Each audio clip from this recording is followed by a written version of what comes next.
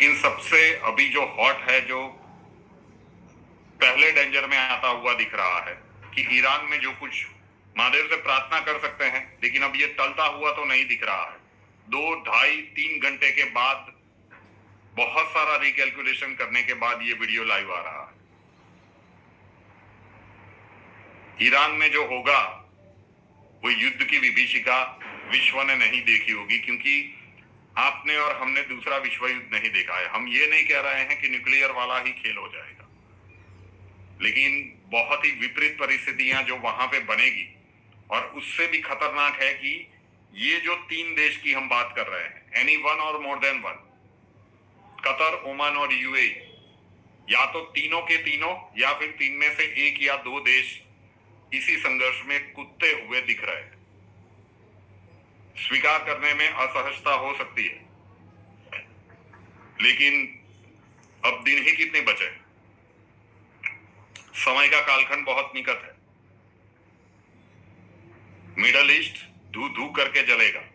अब सारी प्रेडिक्शंस की वीडियो के टाइटल्स अब याद आएंगे कि तीसरे विश्व युद्ध के लिए जो 3-4 वीडियो बनाए गए ना, कि मिडल ईस्ट की आग यूरोप तक पहुंचेगी, ये धुआं यहीं से उठेगा।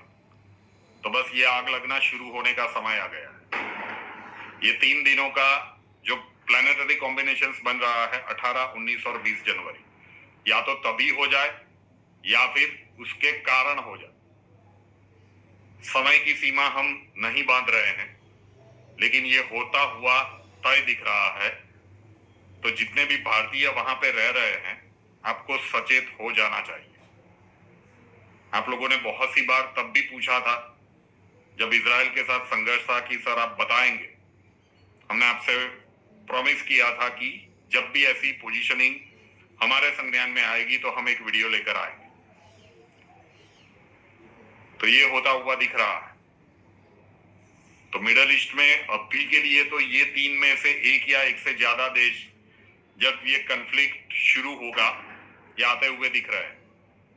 मैं फिर से कह रहा हूं जो शुरुआत में कहा, न्यू वर्ल्ड ऑर्डर अब फॉर्मेशन होने वाला है। 3 देश प्रमुख रहेंगे। ना तो उसमें मैं यूएसए का नाम ले रहा हूं, ना तो उसमें मैं रशिया का नाम ले रहा हूं, और ना ही उसमें मैं चीन का नाम ले रहा हूं। इसमें मैं 3 देशों का नाम ले रहा हूं। एक है इजराइल, दूसरा है ईरान, और तीसरा है भारत। बिल्कुल कल्पना से परे बात लग सकती है, लेकिन बातों की गंभीरता को, इस बात को गंभीरता से लीजिए।